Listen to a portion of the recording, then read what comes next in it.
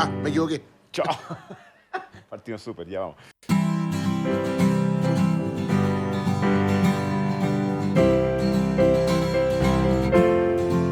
Podium Podcast presenta Música para Masas, con Rainiero Guerrero y Paolo Bortolomeoli. Este capítulo es auspiciado por Audiomúsica, la tienda de instrumentos musicales, audio y DJ más grande del país.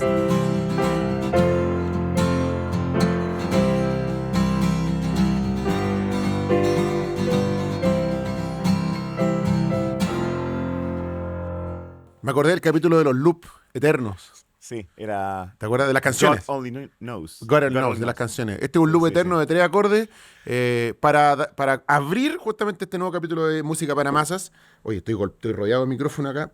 Voy a dejar la guitarra un poquito porque si no le voy a pegar cada 2 segundos. Y decidimos partir con... este capítulo está dedicado a nuestros grandes maestros. Y me parece que fue una muy buena elección partir con esta canción, Jorge González. Muchas veces, obviamente tenemos muchas referencias musicales foráneas, mayormente, siempre. No sé por qué, debe ser por default. De hecho, las tenemos y las vamos a mostrar. Pero me parece que abrir con Jorge González y colocarlo en esta lista de los grandes maestros de la música, da lo mismo si es autodidacta, si es de estudio, si tiene, no sé, grandes títulos. Se trata de gente que hizo cosas, en este caso música, que perduran en el tiempo, que traspasan generaciones, que traspasan límites, traspasan siglos incluso, y siguen siendo tan modernas, siguen siendo vigentes y siguen siendo importantes. De hecho, como todos nuestros capítulos con Paolo, decidimos un minuto antes, tenemos un tema, pero muchas veces lo cambiamos en el minuto y ahora yo te dije, ¿y si partimos con esto? Porque son 3 acordes, que tú lo sacaste inmediatamente, que ya lo tenías obviamente en tu cabeza porque la canción la conoces, y surge esto, y así podemos estar en un asado o con público, y si le decimos canten, todo el mundo va a cantar la canción, sí. Todos van a hacer el coro, y eso obviamente está determinado para algunas pocas personas, y ahí obviamente se mezcla el talento, se mezcla la oportunidad, se mezcla el apoyo, muchas cosas, pero también no hay que dejar de lado que ese talento es para una persona. Hay muchas personas talentosas en el mundo, intérpretes musicales, compositores, pero de repente hay un solo Jorge González. Hay un Lennon, hay un, qué sé yo, otro nombre, para que después digan que estoy comparando. No se trata, nada que ver, no se trata de comparar. No, pero que digo, pues, se puede tomar que por ahí va a aparecer alguien en la radio diciendo, pero ¿cómo? Pero oye, que están comparando a Jorge González con Beethoven. Sí y no. Puede ser. No se trata de comparar, sino que de colocar en el lugar. Insisto, si nosotros hoy día reunimos a 20 personas acá y le decimos canten el coro, lo van a cantar. Conozcan o no conozcan la canción, les guste o no les guste Jorge González, les guste o no les guste Los Prisioneros, y yo creo que eso habla de un rango de genialidad, y por eso me parecía importante y relevante partir con una figura como esa tan fundamental en la música chilena, que ha escrito canciones que son parte del gran cancionero local, muy sencillas, ¿no? Canciones de 3 acordes, pero que justamente, y también lo hablamos en el capítulo ese de Brian Wilson cuando hablamos de la canción, ¿cómo se hace que algo que no sea esencialmente complejo termine siendo... Perdure en el tiempo, ¿no? Y yo creo que ahí hay un misterio sin resolver, y que va a ser la gran pregunta. ¿Qué tiene la música finalmente que hace que tengamos que hoy día en este capítulo hablar de grandes maestros, ¿no? De los que traemos, sí. Bueno, nosotros hicimos una selección que representa mucha gente. Eso es lo que quería como acotar, como que imposible hablar de grandes maestros, porque de grandes maestros hay cientos, o sea... Y miles, claro. Sí, pero cuando... Y genios que nosotros no conocemos a lo mejor de la música oriental. Claro, exactamente. Nombres que no tenemos idea que hay en Alaska, no tengo idea, no tenemos idea. O sea, como que para reducirlo, más que venir a hablar claro, como de un ranking universal, es quiénes para nosotros, tú y yo... Claro. Representan estas personas que de alguna forma fueron artífices de himnos humanos, básicamente, que perduran en el tiempo y que a nosotros en lo personal nos resuenan tanto como para decir, ¿sabéis qué? Me quedo con estos 3 si tuviese que elegir 3. No es que haya que elegir 3 por suerte.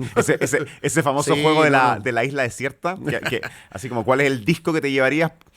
A la tumba. es un poco exagerado, porque de partida lo de la isla desierta no creo que estemos pensando en llevar música. Yo creo que hay que llevar comida, que hay otras cosas. Cepillo de dientes y pasta de dientes, sobre todas las cosas. Además que es medio difícil porque o lleváis un personal, mira que antiguo, se te acaban acá las pilas y sonaste. Y una tornamesa, ¿cómo voy a escuchar música? No, sí, no se puede. No se puede la isla desierta, pero el ejercicio en sí mismo de elegir uno es una cosa que generalmente los seres humanos como que nos forzamos. Sí, ¿cierto? claro, obvio. ¿Cuál es tu película favorita? ¿Cuál es tu libre favorito? Yo nunca lo entendí. Te juro que podríamos hacer un día un capítulo sobre eso. Yo no entiendo por qué esa fijación de llevar todo al cuál es tu comida favorita, tu color favorito. ¿Quién es tu amigo? Tu mejor amigo.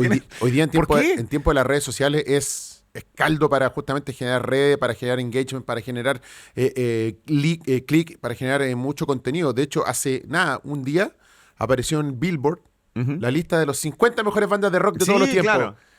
Y eso ya genera una discusión porque el número 1 era de Beatles, el segundo los Rolling Stones, el tercero, y por ahí va a aparecer otro que dice, no, pero que era Nirvana, el número no, que el número... Y eso ya genera ruido. Yo solamente quiero dejar esto para que el público opine, ojalá opine en los comentarios abajo. ¿Cuál es la necesidad? ¿No es una bendición que podamos tener muchos números unos para todo? O sea, que es genial que te guste comer pizza y también comer ostras y comer comida china. Que te gusten los Beatles, que te guste Beethoven y te guste, no sé, Celia Cruz. Que te guste... Rosalía. Que te guste una película de Krzysztof Kieslowski y otra de Marvel. O sea, ¿por qué no? Qué bueno que te puedan gustar tantas cosas simultáneas y que sean tan distintas. Entonces, desde ese punto de vista, yo nunca he sido muy amigo de esta cosa que no, pero ¿cuál es el...? Bueno, en fin. Pero te tengo que hacer una pregunta, Pablo. Contradiciéndonos sobre esto... Te voy a hacer una pregunta. ¿Cuál para ti es...? No. Contradiciéndonos sobre esto, sí decidimos que cada uno trajera 3 nombres que nos hacía mucho sentido pero no es un ranking, efectivamente. Claro, no es un ranking. No es un ranking. Y llevaba un poco desde el punto de lo que dijiste de Jorge González, tampoco es un ranking.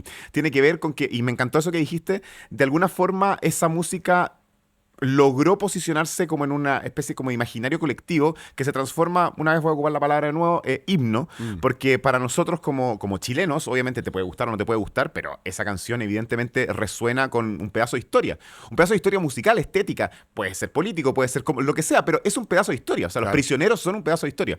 Y me encanta tratar de entender cómo es que se llegó a eso. Entonces, es que yo también hago ese ejercicio siempre como, ¿cómo es posible que hayan pedazos de obras de arte? No estoy hablando en específico ahora de los prisioneros, de cualquier cosa, de la Mona Lisa, de una sinfonía o de una canción popular o de lo que sea una manifestación artística que llega a ser como patrimonio del ADN de la humanidad. Ajá. Como que todo el mundo lo conoce. Es cierto que en el caso de los prisioneros es una cosa más local, pero no hay chileno que no lo sepa. Entonces uno dice, ya, ¿de dónde viene eso? ¿A todas las familias les gustan los prisioneros y por eso lo hacen escuchar a los niños? Probablemente no. ¿Lo escuchan en todas las, no sé, en las franjas publicitarias? Probablemente no, porque pasó hace mucho tiempo. Es porque todo el mundo escucha radio cada vez menos en términos como comparativos. La gente consume Spotify o lo que sea, pero es distinto. Pero aún así, todo el mundo lo conoce. Totalmente. ¿Cómo se llegó a eso? ¿Cómo se llega a instaurar que al final todo el mundo conoce algo? Es que, y por eso partimos por ahí, porque probablemente podemos hacer un salto de siglos en el tiempo y hablar de Beethoven, que tantas veces ha hablado, ¿no? ¿Por qué todo el mundo conoce eso? ¿Por qué todo el mundo conoce? Es que por eso te digo, yo por eso planteé la gran pregunta, ¿no? Si en el capítulo anterior hablamos, o yo en un minuto te planteé esta posibilidad de que ¿qué más se hace en la música ya? ¿Qué más vamos a descubrir? ¿Qué más se va a seguir inventando? Ya, eso es una pregunta obviamente sin resolver, porque no sabemos, a lo mejor mañana mismo aparece algo que vamos a decir, wow, esto nunca se había hecho antes y se acabó. Pero justamente la otra pregunta es ir para atrás. ¿Qué es lo que hay? ¿Qué es lo que hay? ¿Qué es lo que resuelve finalmente? ¿Qué es lo que nos remueve para finalmente decir, pasaron 300 años desde la creación de la Quinta de Beethoven y 500 años después, todo el mundo, los niños, adultos, todo el mundo sabe de eso. Sabe de esas 5 notas. Todo el mundo conoce esas notas. Sí, es increíble, es impresionante. Increíble. Y permanecerá así. Y van a llegar los extraterrestres y van a escuchar Beethoven. Pero obvio, porque nosotros se nos vamos a decir esto es lo que nos identifica. Ya, claro. Ese es el punto. Listo. Empecemos por ahí. Listo, ahí estamos. Mi primer seleccionado, mi primer nominado a mi lista de 3 es justamente Ludwig van Beethoven. Que debe ser, probablemente, no sé. Mira, voy a caer otra vez en la lista. Pero debe ser probablemente el músico más importante e influyente en la historia de la humanidad. Debe serlo. Puede ser. Puede ser. Puede ser. Mira, yo en general nunca trato de evadir Dale, todos los juégate superlativos. Una, Trato de dale, evadirlo. Bortolameoli, una. Pero sí puedo decir que yo creo que es la figura más representativa de la música clásica. Claro. Es el busto que no falta en ningún teatro. Totalmente. Es la cara visible. O sea, si tú tienes que decir música clásica, Beethoven. Sí, es, claro. es como inmediato. O sea, a nivel como de posicionamiento de marca de lo que representa para nosotros la música clásica, ese es el líder. Claro. Y yo creo que nadie lo puede dudar. Incluso la gente que no escucha música clásica lo asocia. Sí. Por eso es que quería decir esta cosa de no los superlativos, porque a mí Beethoven me encanta. O sea, lo amo y voy a dar mis razones de por qué.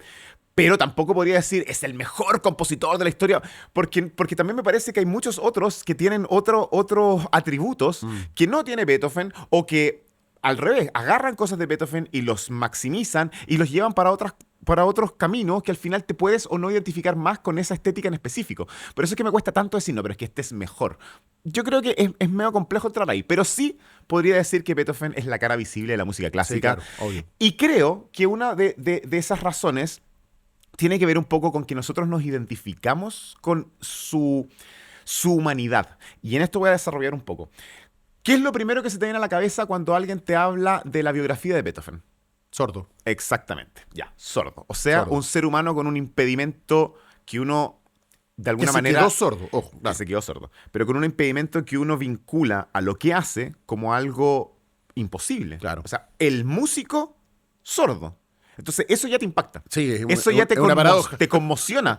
Entonces dices, ¿pero cómo? Y de hecho es como la típica pregunta, ¿pero cómo hacía? Y empiezan todas las historias. Bueno, primero que, claro, que se quedó sordo. Después que le cortó las patas al piano Para que sintiera la sí. vibración y se ponía, que después ocupaba estos artilugios así para volver ¿Eso es verdad? ¿Eso es Sí. mito? Lo de No, las escuchas, los sí. pianos de las patas. No, sí. También. Sí. Ah, ya. Ahora, lo más cierto de todo esto, y aquí vengo no a desmitificar desde un punto de vista de bajarle ¿cómo se dice? La importancia, porque obviamente igual es impactante, pero los músicos, si fueron músicos en el sentido de la formación, o sea, si desarrollaron todas las capacidades intelectuales de la música, la teoría, el oído interno, efectivamente te puedes quedar sordo y seguir escuchando, en el sentido Claro. teórico, por dentro, ¿sí? Lo escucha, sí. Exacto. Por lo tanto, efectivamente puedes seguir componiendo. No quiero con esto derribar la imaginación de mucha gente que dice, pero ¿cómo me mataste la ilusión? Yo pensé que era una cosa... Por supuesto que es una cosa bastante extraordinaria, pero es más extraordinaria por otro aspecto. Y que eso es lo que yo siempre trato de contarle a la gente, que es que cuando tú dejas de escuchar, no dejas de leer, efectivamente. Puedes seguir leyendo música y puedes entenderla desde el oído interno y desde la teoría. Pero deja de escuchar el mundo. Sí, Deja claro. de escuchar las influencias en el sentido más como de agarrarlas a priori, ¿me entiendes? Porque claro, alguien en los comentarios podría decir, ya, pero es cosa que comprara la música del compositor que estaba componiendo y se va a su piano. Sí, efectivamente. Pero ¿podía seguir yendo a recitales? No, No. porque no tiene mucho sentido. No. Por lo tanto, este aire de información que existe en el entorno es algo que se corta en Se le Beethoven. apaga el contexto de alguna manera. Se le Sí. apaga el contexto, Sí, po. exactamente. Y ese contexto es crucial, creo yo, para entender por qué su búsqueda en el último tercio de su vida artística se convierte en una muchísimo más moderna, en un sentido exploratorio. Más vanguardista. Porque su mundo ya no tiene estas referencias sonoras tan directas, por ende todo lo que crea tiene que ver con lo que le pasa por dentro a nivel estético. Y esa es una de las justificaciones de por qué uno pone a Beethoven en esta especie como de transición entre el clasicismo y el romanticismo. claro. Y en el romanticismo uno habla de estas como de libertades, de expansiones, de un poco de ver más allá de lo que tenía que ver con las estructuras establecidas, con las armonías establecidas. Y me hace muchísimo sentido que eso haya sido fruto, además, de esta sordera. Porque está esta búsqueda como necesaria en una especie como de vacío de un universo contextual sonoro. Sí. Y me encanta pensarlo así.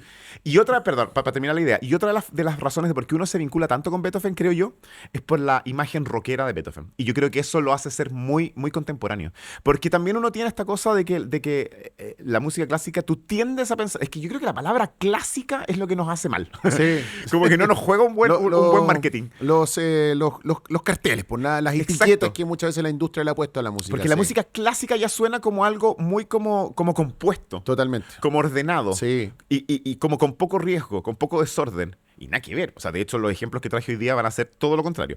Y Beethoven es uno de los primeros que tú lo asocias con esta cosa como revolucionaria, como diciendo, ¿saben qué? Yo voy a escribir lo que yo quiero escribir porque yo quiero que esta cosa suene así, y porque se enoja, y porque no contesta, y porque arranca la primera página de su sinfonía heroica porque se enojó con Napoleón, y porque finalmente es como esta especie de personalidad en ebullición que es muy característica también del romanticismo, pero que la hace ver como una necesidad humana anterior a la creación, y por eso lo que brota de él es siempre contestatario, rebelde, rockero.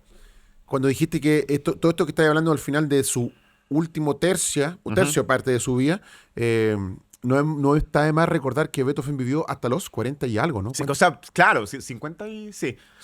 O sea, pero tenía época, o sea, era joven. no pensemos en un artista No, que vivió hasta claro. los 80 años. No, para nada, No, para o nada, sea, para o nada. sea, lo que desarrolló su talento y su genio fue justamente, probablemente, a los 15 años ya había escrito mucha música, a los 25 ya había desarrollado quizás lo mejor y lo más alto de su carrera, y de ahí para adelante hasta los... 56. Imagínate. 56, sí. Era más de O 50. sea, estamos hablando Pero joven, por súper eso, joven. Por eso, en poco tiempo, en muy poco tiempo, para desarrollar una obra tan importante y tan sólida y tan precisa Y tanta trascendental para que la música se moviera. Pero escuchemos, yo creo que esto es Mejor. importante. Mira, una de las obras que yo permanentemente siempre vuelvo, es la famosa, ¿cierto? La quinta.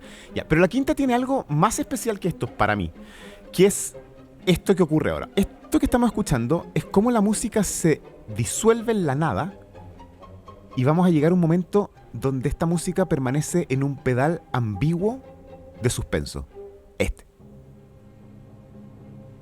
El timbal. Tan, tan, tan, tan. Tan, tan, tan, tan. Tan, tan, tan. Ya. Y ahí reducimos a lo mínimo. O sea, la célula del ta-ta-ta-tan es la nada. Y sobre esta nada surgen estas como enredaderas que están buscando algo. Es como, ¿para dónde voy? Como que se mueven las nubes también, como que las nubes se están moviendo, se abren, se cierran. Y de repente se empieza a abrir esto. Se llena de esperanza. Hay un acorde que promete algo, y finalmente el triunfo. Qué bacán. Ese es uno de los momentos más gloriosos de la historia de la música clásica para mí y de la historia Es que humana. yo creo que cuando uno escucha esto, de verdad que uno tiene que decir magnífico, glorioso, inmenso, Pero es que tremendo. es todo. Bueno, y de acá se desarrolla todo el final de la quinta. Todo esto que había partido con un llamado al destino, ta-ta-ta-tan, aquí finalmente dice, esto va a terminar bien. Y fue gracias a esa exploración de Pero esperanza. qué bueno que hiciste ahora cuando escuchamos ese fragmento, cuando hiciste la mención del timbal. Del timbal. Pam, pam, pam, pam, pam, pam, pam. Eso, obviamente, que también lo hemos tocado en otros capítulos y es bueno también recordarlo, la música de película. Totalmente. Ahí tienes un motivo musical Totalmente. que tiene que ver con lo rítmico, no con lo melódico, y que se va repitiendo y te de das forma cuenta distinta. que es el mismo. Sí, pues a eso voy, ¿cachai? Claro. Y eso fue el primer movimiento. Y todo el mundo asocia que la quinta es el ta-ta-ta-tan. Y de ahí no pero, sale más. pero también es. Y ahí está el timbal. Me acordé de... Y ahí queda. Y se disuelve. Eso es lo mejor. Que el motivo es como que listo. Ya no puedo hacer nada más con este motivo. Y queda como un tan, tan, tan, tan, tan, tan, tan, tan, tan, tan, tan. Solo me acordé porque tiene que ver con la ópera rock. Es un formato que se crea en 1968. The Who es la primera banda que hace una ópera rock, tomando todos los elementos de la ópera, ¿no? Ajá, de la ajá. ópera traspasado a la música rock. Y de ahí muchas obras conceptuales tienen este formato de ópera y tiene esta cosa de los elementos de los motivos musicales que se van repitiendo. Es que me acordé del...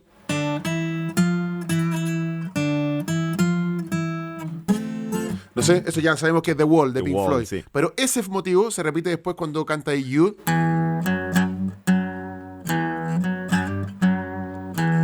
Sí. El motivo. El motivo. Aparece en diferentes formatos durante todo el disco, y- en diferentes tonalidades, en diferentes formatos, en diferentes contextos, pero aparece siempre. Y una de las cosas más entretenidas que hacer es identificarlo. Yo sé Totalmente. que se pone medio nerd eso, pero Es créanme súper nerd, pero muy que entretenido. una de las cosas más entretenidas cuando uno dice, pero espera, esto se parece a esto. Pero Y de repente obvio. pero es que ¿sabes a mí lo que me pasa con eso? Que claro, es una parte como el análisis musical y todo el cuento, y está bien, es como, por eso te decía que es como medio nerd, porque es muy intelectual. Pero lo que a mí me da como, lo que me hace sentir como especie como de placer intelectual, no es solamente haberlo descubierto y reconocido, sino que empiezas a entender, y yo creo que por eso que nos gusta tanto, empiezas a entender la dimensión creativa. Es como que de alguna forma tú empiezas a hablar y a dialogar con el que creó esto, porque evidentemente el que lo creó sí lo tenía claro, y sí tenía presente que este motivo se está repitiendo y que se estaba variando, y tú dices, lo entiendo más. Entonces ahora como que me siento más cercano. Es como que estoy conversando con Beethoven o quien sea que haya ocupado esto, porque dice, claro, esto es lo que estaba pensando, esto es lo que estaba haciendo. Bueno, pero una de las cosas que tiene Beethoven, como te decía, esta cosa así como rebelde, contestataria, la podemos ver en el siguiente ejemplo, el segundo ejemplo, que es una obertura fantástica, que es la obertura Coriolano, y que parte con esta cosa beethoveniana así como de... ¡ah! Cuando hablas de obertura es porque es parte de una ópera, ¿no? Y el silencio, ya te contesto. Otro llamado más. Silencio. Otro más.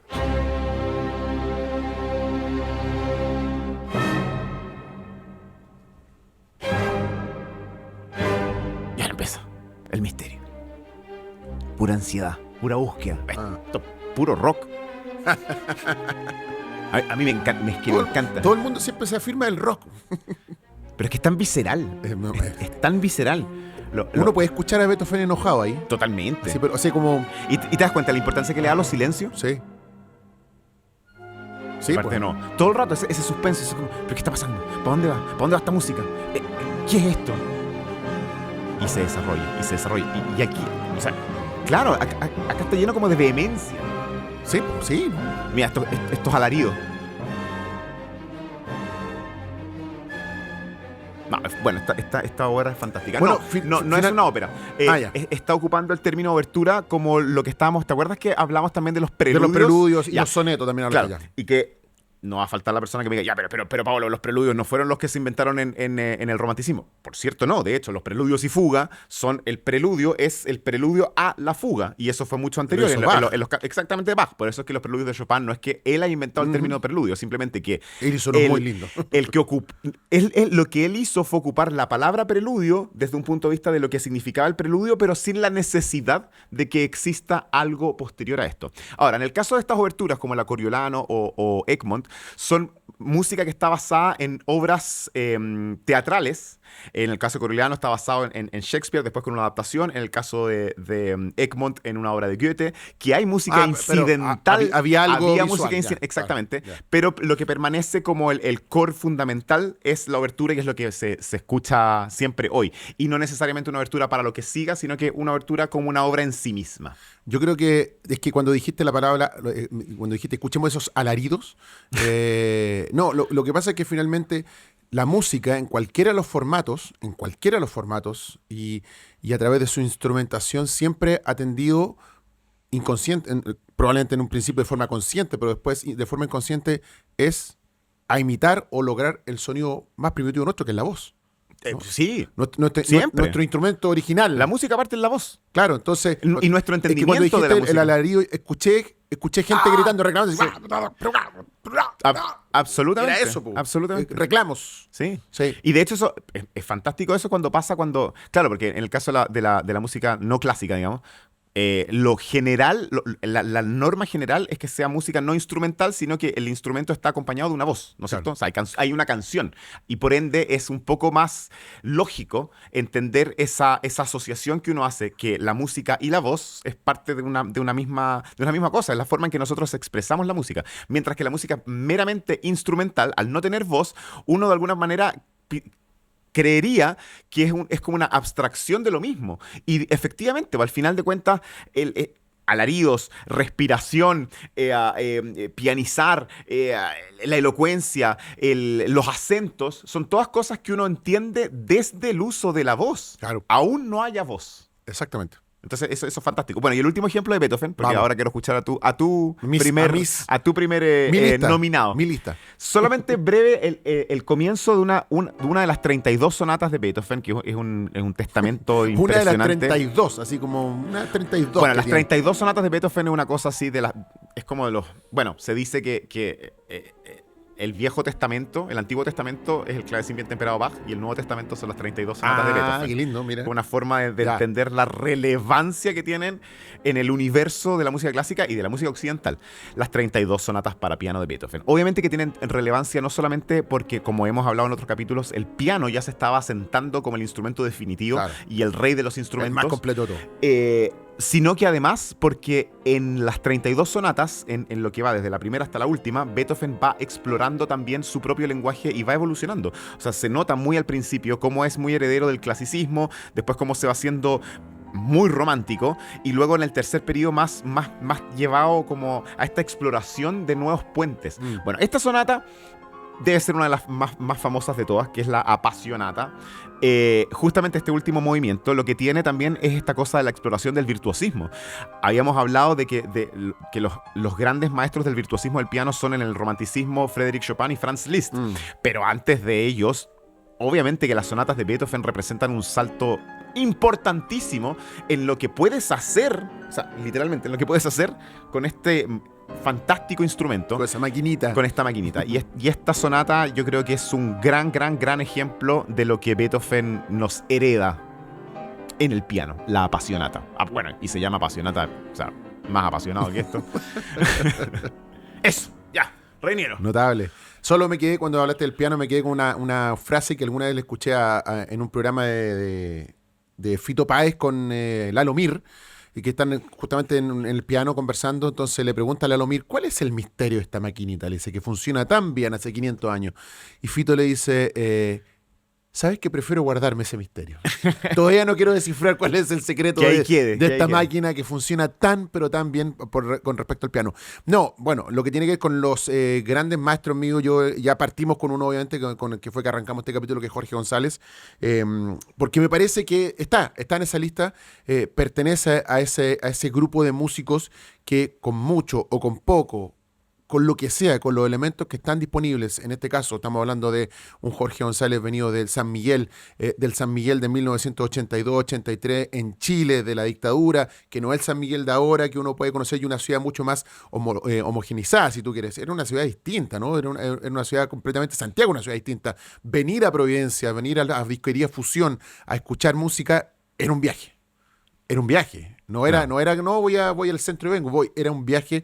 Por tanto, eso ya, obviamente, salir para ir a buscar otro mundo, para ir a buscar música, para ir a explorar sonidos, para encontrarse con Carlos Fonseca y que fuera el dueño de esa tienda y le dijera, mira, escucha este disco, mira, escucha esta música, porque él tenía otra influencia, y empezar desde ahí a entender que se puede seguir creando música y descubrir sonidos sin ningún tipo de pretensión, porque yo creo que al mismo tiempo, de la misma forma que Beethoven o que Lennon o que el que sea, o Miles Davis, no hay una pretensión de los artistas de hacer la gran obra. Hoy día me siento a escribir la gran obra. Hoy voy a hacer la quinta de Beethoven porque esta va a ser la obra que va a trascender en el mundo y todo el mundo me va a recordar por esto. No pasa eso. Te sientas a escribirla y la compones, y el efecto que tiene después incluso es también el otro gran misterio. ¿Por qué? ¿Por qué la seguimos escuchando después de 500 años? Y yo creo que Jorge González entra en ese camino. Partimos haciendo El baile de los que sobran, sin duda alguna una canción de las más representativas de nuestra historia moderna en la música chilena, con una letra potente que sigue vigente, con una música muy sencilla, pero con 3 acordes que te para cualquier asado y cualquier fiesta, y que hace que todo el mundo se ponga a cantar. De hecho, diría que eso suma que sean 3 acordes, porque al final de cuentas es, en el mejor de los sentidos, con todo el respeto del mundo, es fácil de tocar, pero eso es bueno, porque más gente puede agarrar una guitarra y cantar esa canción, y eso también se te hace como parte de lo que traes. Debe ser de las canciones más recurrentes a la hora justamente de empezar a aprender a tocar guitarra. Te dicen 3 acordes, dale con esos 3, y de ahí para adelante, y de ahí se te abre un mundo. Entonces, desde esa ingenuidad, entre comillas, escuchemos la canción mientras estoy hablando, porque obviamente la conocemos.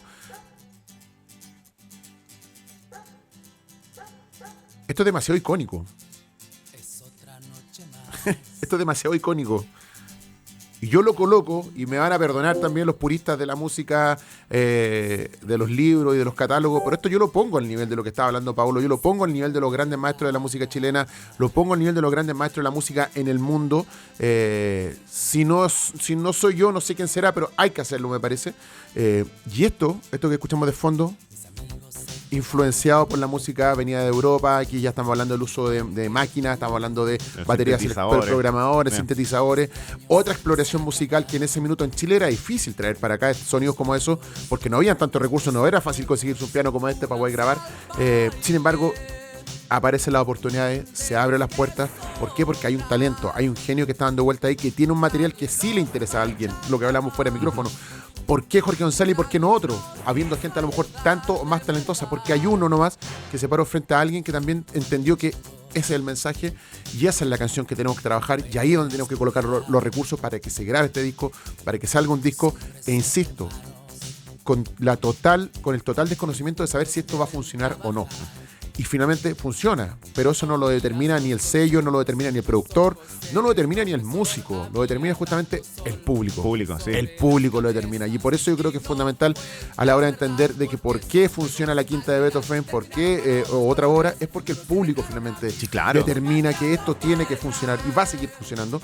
Y quiere seguir escuchándolo. Y quiere seguir escuchándolo con los perritos de fondo. O sea, si esta canción no tiene los perritos, que tiene que ver con un efecto de producción musical, ¿no? Sí, pues. Si no están los perritos ampliados, sonido de perros algo le falta a la canción. Sí. Sí. Algo le falta a la canción. Entonces también son elementos muy distintivos. Por eso yo quería partir y quería, insisto, colocar ahí en lo más alto el nombre de Jorge González, que me parece representa lo más puro también del quehacer musical local, y que sin duda alguna entre el mundo de la música representa mucho a todos y todas. Sí, raro en el público. El público acá en Chile es medio raro también de repente. Te lo firmo. Van a aparecer comentarios diciendo ¿cómo le diga Jorge González? Porque no sabemos muchas veces apreciar lo nuestro y creemos que lo que viene afuera a veces es mejor. Así que creo que Jorge González es mi primer seleccionado para esta lista, y mi segundo seleccionado tiene que ver con esta música, y aquí sí que nos vamos a Estados Unidos profundo, pero esto es de 1988, uno de los últimos trabajos del señor Miles Davis. ¿Pero por qué quise seleccionar esto? Tremendo. Escuchemos.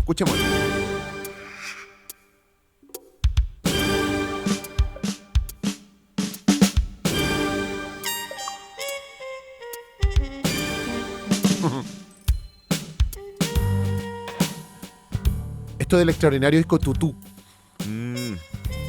Aquí ya estamos en medio de la jazz fusión, sí, total. acid, jazz. Probando todo. Pero ¿por qué quise poner este ejemplo y por qué quise colocar a Miles Davis? Porque Miles Davis probablemente debe ser de los músicos del siglo XX más importantes e influyentes hacia todos los ámbitos de la música. Venido desde el jazz, obviamente, desde el jazz más crudo, si tú quieres, del bebop, que es este famoso cuarteto o trío de mucha improvisación, sobre todo del formato modal, pero que él fue evolucionando, porque está el bebop clásico de Charlie Parker con su saxo, que es una cosa mucho más virtuosa y donde el efecto del sonido tiene que ver con más notas, estridencia, un poco medio Picasso, ¿no? Romper los esquemas, ¿no? En vez de seguir la línea melódica que hacía siempre Louis Armstrong, por ejemplo, romper esa línea melódica e irse para otro lado. Y con armonías súper sofisticadas también. Sofisticadísimas. Sí. Pero Miles, sin querer, es el inventor o precursor de un movimiento que se llama el cool jazz. Que es todo lo contrario del bebop, porque tiene que ver con una cosa mucho más cool, mucho más suave, mucho más, comillas, fría. Por eso que su sonoridad es mucho más suave, no hay tanta estridencia, y él viene de la familia o de la herencia de Louis Armstrong. La música escrita, porque Miles estudió en Juilliard. No estamos hablando de músicos que se le ocurrió tocar, ¿no? Eran talentosos y más encima estudió en Juilliard en Nueva York. Y de ahí parte todo un camino de desarrollo que lo va a llevar en 1959 a ser el disco más importante e influyente del blues, del jazz, como es el Kind of Blue. Sí. Pero de ahí empieza una sonoridad en los 60 porque él entiende que el mundo está cambiando. Él no siguió siendo la misma música toda la vida. Él no como siguió, Beethoven. Exactamente. Él no siguió y él aprovechó no solo el tema sonoro, musical, experimental en términos de lo que se le ocurre, sino que aprovechó el uso tecnológico. Y ahí hay una diferencia porque en 1968 él graba Miles in the Sky y aparece Herbie Hancock como es uno de sus músicos. Además, Miles Davis es padre creador y crió una cantidad de músicos que salieron a su alero. Herbie Hancock, John McLaughlin, Keith Jarrett, John Scofield, John Sawinul. Olvídate, una cantidad de nombres impresionante. que todos como crecieron al alero de él. Yo tuve mucha suerte de estar muchas veces compartiendo con Herbie Hancock. ¿En serio? Sí, porque es un artista que, bueno, es muy cercano a Gustavo Dudamel y muy cercano a la Filarmónica de Los Ángeles, donde yo trabajé. Y viene del mundo 6 clásico años. también. Sí, claro. Claro, viene del mundo clásico. Una persona, pero encantadora, y se nota su chispa genial, así. Bueno, él llegó al estudio en 1968 a grabar el disco que sería Miles in the Sky y se encontró con un piano eléctrico nuevo que recién había salido, que se llama el piano Roots de Fender. Y dijo, ¿quieres que toque con este piano el juguete? Y le dice a Miles, toca con ese piano. No quiero que toques más el piano acústico, olvídate de ese piano. Pero es que toca ese piano. Y claro, empezó a probar y se descubrió que este piano eléctrico tenía otras sonoridades, tenía otras posibilidades, y ese era el sonido que buscaba Miles, porque después él le iba a colocar un micrófono a la trompeta, la iba a electrificar y le iba a poner un pedacito para cambiarle el sonido, y después viene todo un cambio monumental en términos de la sonoridad del jazz, donde aparecen los puristas, como aparecen en el rock and roll, como aparecen en el tango, probablemente como apareció en la música clásica, diciendo, esto no es jazz, este señor está rompiendo el jazz, la tradición del jazz no se puede tocar. Bueno, Miles dijo, acá estoy. Y su evolución en los 70 tiene que ver con las sonoridades, tiene que ver con las estructuras musicales, cómo hacer música también experimental, cercana también al free jazz, pero ya en los 80 empieza a explorar con esto. Sí. Ahora quiero saber qué es lo que está sonando ahora, sintetizadores, máquinas, baterías eléctricas, la exploración del sonido, guitarras eléctricas, de los colores. Quiero guitarras que suenen de otra manera, quiero que la batería haga esto, y sabéis que me gustó el tema Human Nature de Michael Jackson y quiero hacer una versión de esa canción. Bueno. Y también me gustó Pero la canción de casi Cyndi Lauper y dice, hago una canción. Entonces, por eso digo, estoy hablando de un músico que no solamente se dedicó a criar, entre comillas, grandes artistas, grandes músicos, sino que ayudó al desarrollo de la música y experimentó y corrió los límites. Yo creo que eso es lo fundamental en la música. Cuando tú corres los límites, como Beethoven, mueves, exactamente. Por eso estamos eligiendo estos artistas. Y de hecho, lo que acabas de decir, esta cosa como de los puristas y esto es música. Beethoven lo escuchó todo el tiempo. O sea, cuando estrenó Basta de puristas. Basta de puristas, por favor, en todos los ámbitos. Basta. Cuando estrenó la tercera, la heroica, también pasó lo mismo. Una sinfonía para la época demasiado larga, demasiado compleja, con una estructura que no se entendía. Y también esto no es clasicismo, que es esta música. Imagínate que en el tercer movimiento se solían ocupar en los movimientos que el movimiento que se danza, ¿no? El movimiento que viene después del movimiento lento, viene el movimiento que antes era un minueto, después pasó a ser un scherzo. Scherzo significa broma, pero es como el liviano. Se ocupaban 2 cornos y a Beethoven se le ocurrió escribir para 3 cornos. Imagínate lo que pasó. Pero ¿cómo se le ocurre meter un tercer corno? O sea, el tercer corno, cuando estaba leyendo, siempre esta cuestión está mal. ¿Qué hago acá? Y me tengo que ir. Y parece gracioso, pero es cierto que al final de cuentas, claro, ese purismo hace que en el momento no sea visto como que no solamente es una propuesta estética válida, sino que hace que el arte avance. A otro que le pasó, que es mi segundo nominado, es Gustav Mahler. A mí Mahler me encanta, es uno de mis compositores favoritos. He tenido la suerte también de hacer mucha música de Mahler, entonces cada vez como que me siento más afín como con la forma en que escribe. Y efectivamente en la primera sinfonía trae... que no es lo que vamos a escuchar, o sea, sí vamos a escuchar la primera sinfonía, pero no es el ejemplo en particular, es porque tú dijiste algo que me hizo hacer un clic, que en el segundo... Te arruiné el ejemplo. Claro, pero ¿por qué no traje ese pedazo? No, pero está súper bien. El tercer movimiento de la Titán de Mahler, ¿ya? Que lo voy a traer en algún otro momento, lo voy a dejar como pendiente, como una deuda. Justamente le pasa que la gente que la escuchó la encontró una música hasta ordinaria. Te lo juro. ¿Por qué? Porque en el tercer movimiento hay un cruce de estilos que por una parte con una especie como de marcha fúnebre, pero media sarcástica, porque es como la versión menor del Fray Jacobo. Pero después de eso se empiezan a cruzar bandas callejeras que traen música típica judía. Y hecha de una forma que es muy callejero, con un clarinete, una trompeta, la percusión está haciendo como... tum, ch, tum, ch, tum, ch.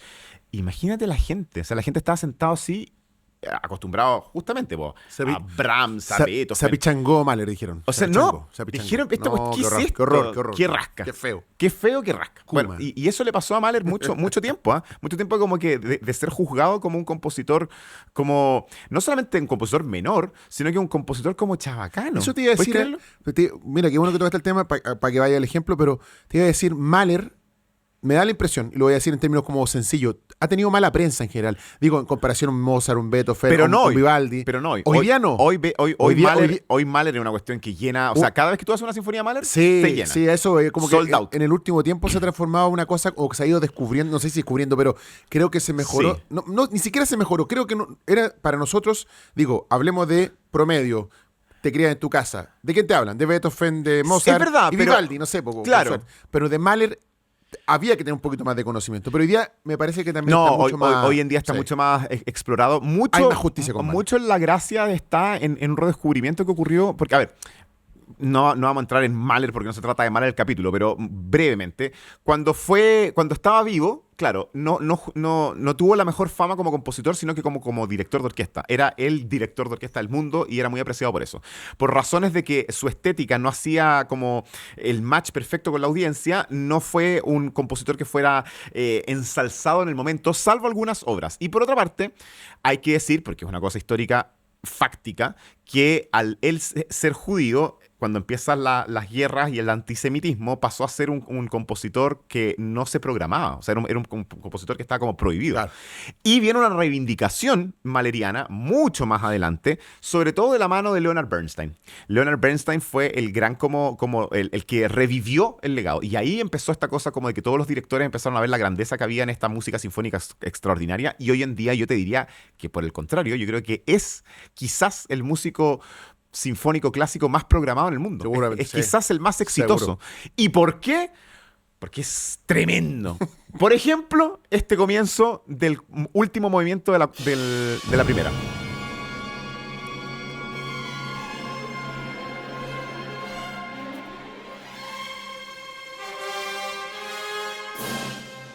Mira, eso es sí, pero esto sí que es fuego, pero contenido. Y a mí lo que más me gusta es que esto es solamente la introducción. Y tú sabes que todavía no llega a ninguna parte. Esto es pura promesa. Esto es como el infierno. ¡Exactamente! ¡Eso es! ¡Es el infierno! Mira. Literalmente. Literalmente. Mira, y si te das cuenta, si ponemos atención, gente, escuchen, esto todavía no llega a ninguna parte. No, po. Todo esto es como una está acumulación. resuelto. Una acumulación. Una acumulación. Tensión, terror, fuego, llamas. Y todavía no llega.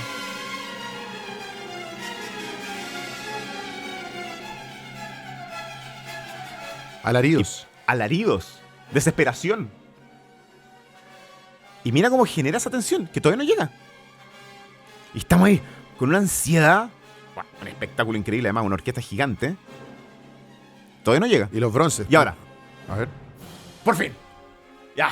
Ahí llegamos y ahora empieza a contarte la historia. Bueno, ya. Este es un ejemplo de este porte. Es como de- una, digámoslo, una caída libre que va Exactamente. pasando por todo, y hasta que. ¡pam! Bueno, pero es eso, ¿ah? Es eso. Está inspirado, de hecho, en la Divina Comedia, este cuarto movimiento, y tiene que ver con la ascensión hacia el paraíso y todo el tema. Bueno, Mahler es un compositor que, eso es lo que te quería decir, yo creo que cautiva mucho por muchas razones, pero sobre todo porque te está contando historias a pesar de que no hay una historia. O sea, a pesar de que no hay una narración explícita, que si un día hablamos de Mahler en profundidad, es una cosa muy curiosa, porque igual tiene que ver mucho con una contradicción, porque Mahler efectivamente te quería contar algo y te hacía un programa, y después él mismo se arrepentía y decía, no quiero que lean el programa, porque yo quiero que la música se enfoque solamente en la música, o sea, las personas se enfoquen en la música. Y resulta que la música efectivamente es muy narrativa, es muy visceral, es muy explosiva, tiene muchísimos contrastes, o sea, es una cosa que finalmente, aunque no conozcas nada de música clásica, tú de alguna forma te vas a asociar con que hay una narrativa implícita.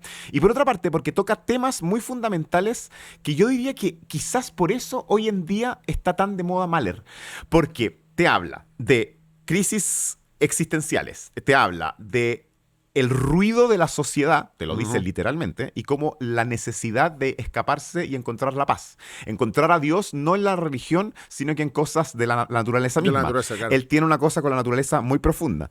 Tiene esta cosa de una obsesión con la muerte, porque en su biografía de niño perdió muchos hermanos, vivía al frente de una funeraria, al lado de una, ¿cómo se dice? De un campamento de soldados que iban a la guerra y no volvían. Además, tiene una cosa increíblemente profunda profunda que tiene que ver como con el incipiente entendimiento de la psicología humana. Imagínate que una de sus últimas caminatas antes de morir fue con Freud, para que Freud le tratara de resolver sus problemas maritales. Mahler, todas estas cosas que tienen que ver con estas dualidades, con los contrastes de la vida, con que efectivamente puedes estar en una marcha fúnebre y al mismo tiempo aparezca una marcha callejera que interrumpe este estado de ánimo, pero que finalmente te lleva a otro, te das cuenta que es como una lectura muy contemporánea de la vida, de como la superposición de situaciones, de la multiplicidad de emociones, que las cosas no son solamente o felices o tristes, sino que vas siempre en un torrente como de una narrativa existencialista mucho más compleja. Es nuestro día a día, finalmente. O sea, Es absolutamente. nuestro día a día. Es como arriba, abajo, ruido, es como una todo, radiografía muy contemporánea al ser humano. Entonces me encanta que Mahler esté muy de moda, porque yo creo que es un compositor que nos hace mucho ruido, en el mejor de los sentidos. No está de moda, porque la moda pasa. Está vigente. Está vigente. vigente. Exactamente. Oye, no alcancé a finalizar con mi último... Ni yo, quedamos Sí, pendientes. Quedamos pendientes. Lo dejamos ahí, un punto suspensivo, Sí. no vamos a decir el nombre tampoco. No. Pero nos vamos a despedir como comenzamos. Ah, ¿Te parece? sí. Sí, pues Música para Masas. Vale. Nuestro lindo podcast que lo pueden escuchar en las plataformas digitales y lo pueden ver en YouTube, sobre todo. Véannos tocando. No. Están diciendo unas cosas horribles que en estos tiempos no se pueden decir.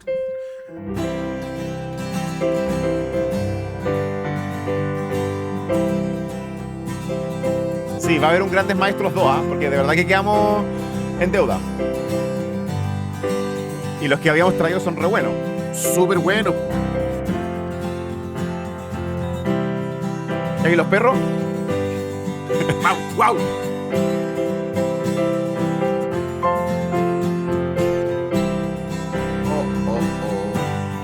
La la la, oh oh, la la la, oh oh, la la.